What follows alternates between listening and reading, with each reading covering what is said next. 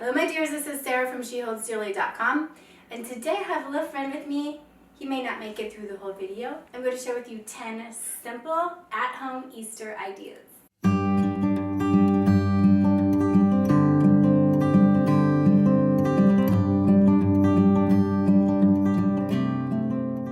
Now, I love throwing a big party. I love doing my children's birthday parties. I recently did a Jane Austen one for one of my daughters, and I did a teenage bohemian theme one. Those will be fun to check out if you like that kind of a thing. But I can't pull that off for every single holiday, and just in different seasons, I'm not gonna be able to do that, of course. So the way that I keep myself from feeling like I'm drowning on Pinterest and feeling like I'm not doing what I should as a mom is I just really narrow it down to what are the basic elements that make an event feel special.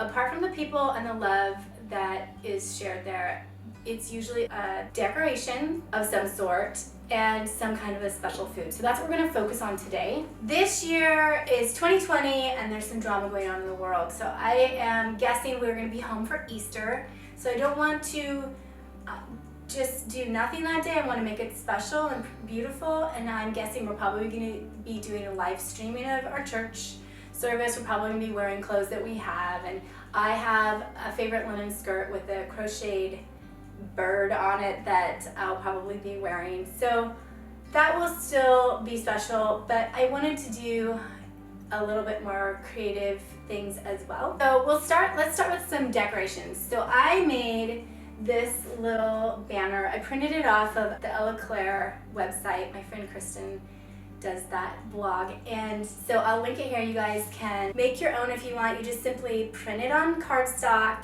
cut out the little pendants, and then I hole punched it and just ran a twine through it, and I put the twine on the top and then just tucked it into this garland here.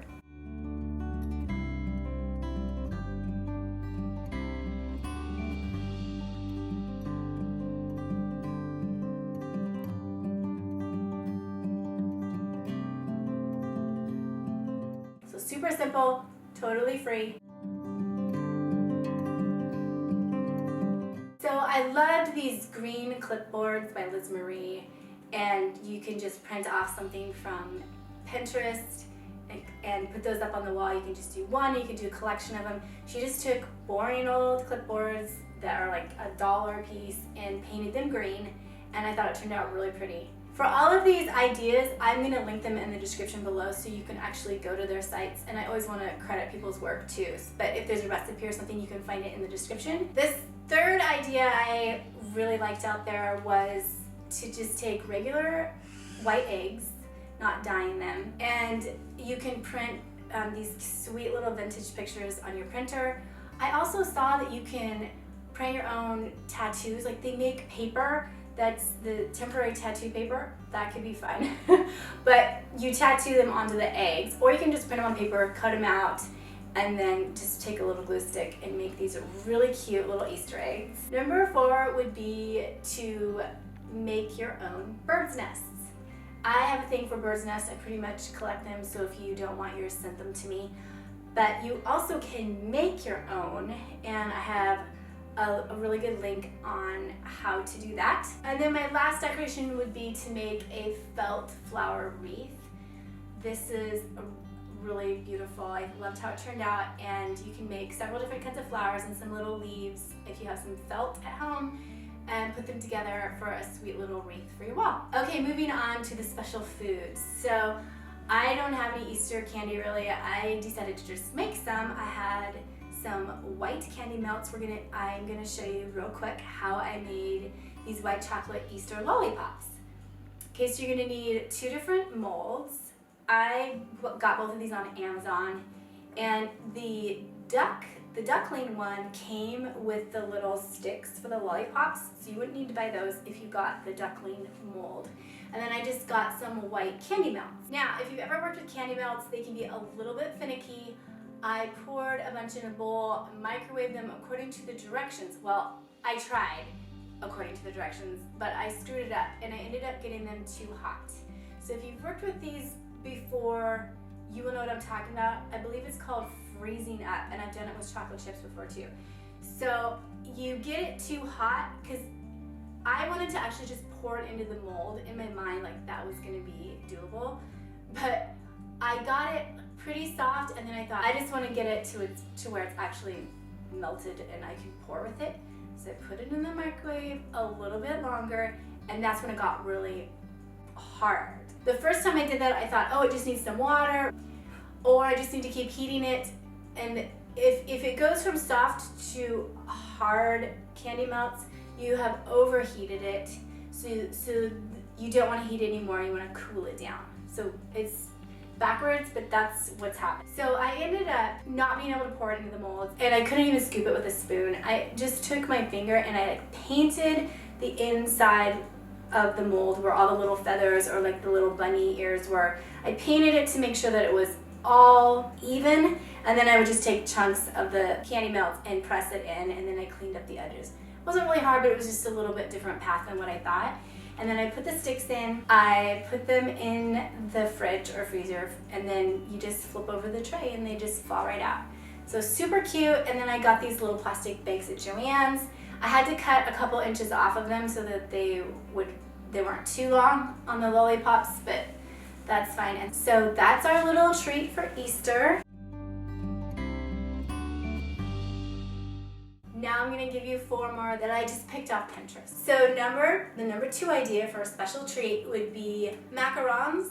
And you can make these, I've never actually made them. I just like to get them at Costco. If you go into the kind of the fancy cheese section in Costco, you can get a full set, and they're beautiful. And I think there's 5 different colors, pastel colors. That would be fun to grab if you can get them at Costco. My 3rd idea is from my friend Alicia. She has a really simple, fun, cute recipe for Easter popcorn. It's kind of a twist on the classic popcorn ball. So that would be fun. Number 4 are these beautiful lemon thyme bars. I think they have that just elegant kind of tea party look to them that would be extra special. And number 5 would be, if you're super ambitious, make a carrot cake with cheesecake frosting. And you can make cupcakes, or you could do either one of these. I just picked 2 really beautiful cake designs. One has the big coconut flakes all over it, and the other one has flowers. So there's some ideas to get you going to make Easter special and cozy, even though you might be at home this year.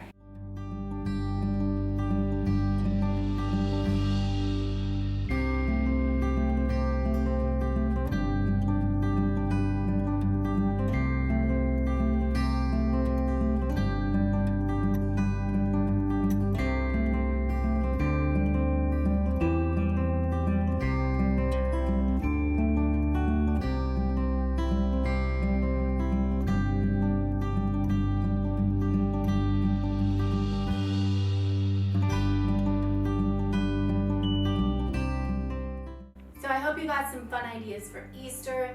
If I have my way and the weather is good, we will be outside with a picnic. I would love to do that. And we will have our little bunnies. My girls raise bunnies. And some tips for picnicking: of course, have a blanket, and I also like to add pillows as well. And then for food, I really try to think about finger food, and especially things that can be eaten at room temperature or that can be made the day before. So hopefully you guys will have some good weather and you can do something like that as well. All right, thank you so much for stopping by. If you're new here, please consider hitting that subscribe button. I do post regularly, and I share my DIY design advice in our vintage farm life. All right, take care. I will talk to you soon. Ooh. And I share. Ooh. And I share. Ooh.